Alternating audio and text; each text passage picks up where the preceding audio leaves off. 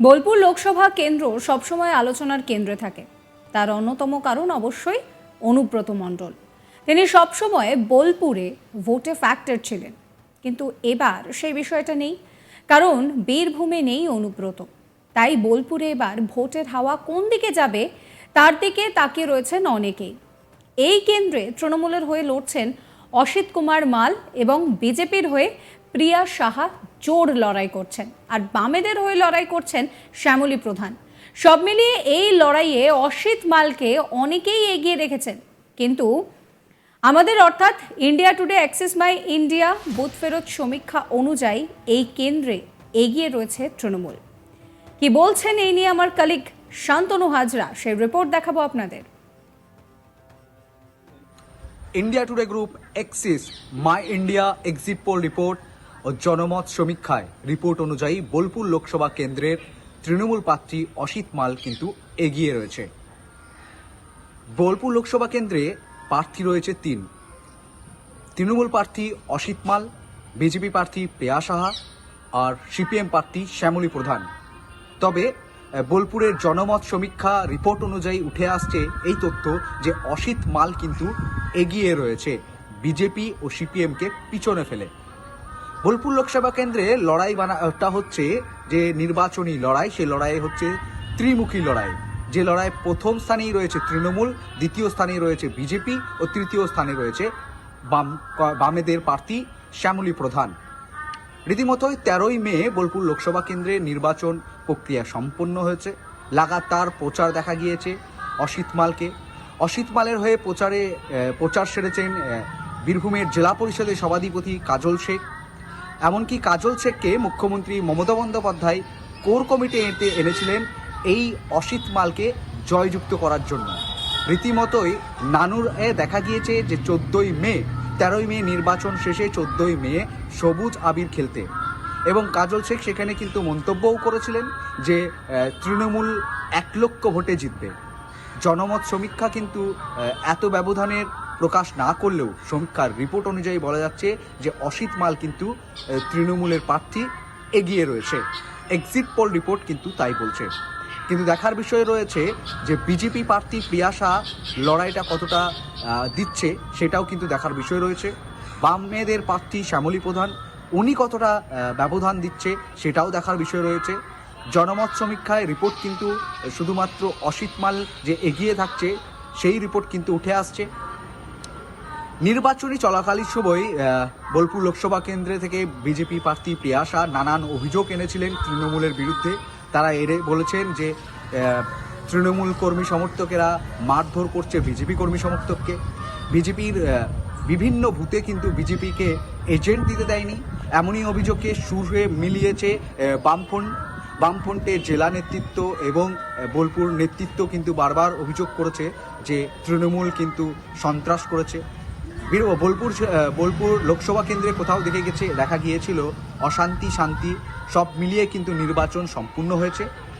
জনমত সমীক্ষা রিপোর্ট অনুযায়ী তৃণমূলের প্রার্থী অনুব্রতর বাড়ির ঘরের প্রার্থী অসিত মাল কিন্তু এগিয়ে রয়েছে, এমনটাই কিন্তু জনমত সমীক্ষার রিপোর্ট। 4ই জুন স্পষ্ট দেখা যাবে যে কিভাবে কোন রাজনৈতিক দল সিট দখল করছে, সেই দিকে চোখ রাখতেই নজর রাখুন আজ তাক বাংলায়। প্রচারে ঝড় তুললেও এবার অসিত মাল কিন্তু বিজেপিকে নিশানা করতে ছাড়েননি। প্রচারে মমতা বন্দ্যোপাধ্যায়ের পরিকল্পনাকে হাতিয়ার করে রীতিমতো বাড়ি বাড়ি গিয়ে প্রচার সেরেছেন তিনি। একযোগে বিজেপিকে নিশানা করে গিয়েছেন ক্রমাগত। তাই এই এলাকায় অনেকের ভরসাও রয়েছে অসিতের ওপরে। কি বলেছিলেন অসিত মাল, শুনুন। আসামের মতো আমার বাড়ি ঘর থেকে টানতে টানতে নিয়ে গিয়ে সেই ডিটেনশন ক্যাম্পে রেখে একবেলা করে খিচুড়ি খাইয়ে আমাদেরকে জব্দ করার চেষ্টা করবেন। এই দেশের নাগরিক নয় বলে আপনাকে পরিষ্কার করতে হবে। কেন পরিষ্কার করছেন না? আপনাদের বিজেপির 2 জন নেতা এবং যারা এমপি হিসাবে দাঁড়িয়েছেন, একজন মাননীয় সুভাষ সরকার, তিনি প্রতিমন্ত্রী আছেন শিক্ষা দপ্তরের, তিনি বললেন কাগজে দেখলাম যে আমরা ভোট করতে পারছি না, সে আমাদের ক্ষতিকারক, আপনি এ ব্যাপারে সিদ্ধান্ত নিন। তিনি আবার কাগজে বলছেন, তিনি বলেছেন ভোটের পরে আমরা সংশোধন করে দেব। তিনি কেন তাকে বলছেন, কেন তিনি মিডিয়ার সামনে আসছেন না যে আপনারা সিএনআরসি নিয়ে চিন্তিত হবেন না, এই দেশের নাগরিক আছেন এবং থাকবেন, তাহলে কিসের নতুন করে নাগরিকত্ব দেবেন? মানুষকে আতঙ্ক রেখেছেন, মানুষ তাই আতঙ্কে বাঁচতে চায় না, এই মাটিতেই থাকতে চান, গণতন্ত্র রক্ষা করতে চান। ভারতবর্ষে 17টা দেশের প্রধানমন্ত্রী করেছেন, রাজ্যে রাজ্যে মুখ্যমন্ত্রী, এমএলএ, এমপি তৈরি করেছেন। অন্যদিকে বিজেপি প্রার্থী তিনিও প্রচারে ঝড় তুলেছেন, ক্রমাগত আক্রমণ করে গিয়েছেন রাজ্যের শাসক দলকে এবং একই সঙ্গে তিনি কিন্তু নিশানা করেছেন তার বিরোধী যে প্রার্থী তাকেও। কি বলছেন প্রিয়া সাহা, শোনাবো। তৃণমূল নামক যে পার্টিটা আছে, এই পার্টিটার নাম শুনলে অনেকে ঘৃণা করে। এখন যা পরিস্থিতি দাঁড়িয়েছে, আমরা এখন মাঠে ময়দানে প্রত্যেক মানুষের বাড়ি বাড়ি যাচ্ছি, তাদের একটাই অনুরোধ, দিদি আপনারা যে করে হোক ভোটটা ঠিকঠাকভাবে করে আপনারা জয়ী হয়ে একবার আসুন, কারণ এই সন্ত্রাস, এই অত্যাচার, এই চোরদের থেকে আমাদের মুক্তি চাই। তো সেখানে আমার মনে হয় না তারকা চমক কোনো কিছুই কাজে দেবে। মানুষ শুধুমাত্র স্বচ্ছতাকে চেয়ে মানুষ ভোটের ময়দানে তাকেই দেখতে চায় যে তাদের পাশে থেকে কাজ করবে।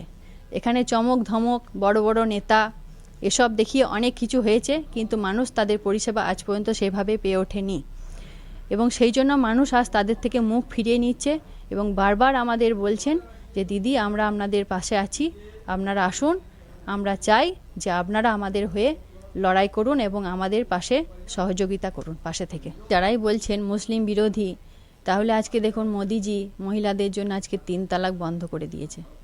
তাহলে মোদিজির এগুলো করার কি দরকার ছিল যদি আমরা তাদের বিরোধী হব? এরকম আরও অনেক প্রকল্প দেখবেন আপনি, যে কোনো আমাদের প্রকল্প, প্রধানমন্ত্রী আবাস যোজনা বলুন, উজালা যোজনা বলুন, তো এই সব যোজনা কি তারা পায়নি? আমার আপনাদের কাছেও প্রশ্ন রইল। আমার মনে হয় আপনি দেখবেন তারাই হয়তো বেশি সুযোগ সুবিধা পেয়েছেন। সুতরাং আমরা তাদের বিরোধী নয়, প্রত্যেকেই আমাদের জনগণ এবং প্রত্যেকেই পাশেই আমরা আছি।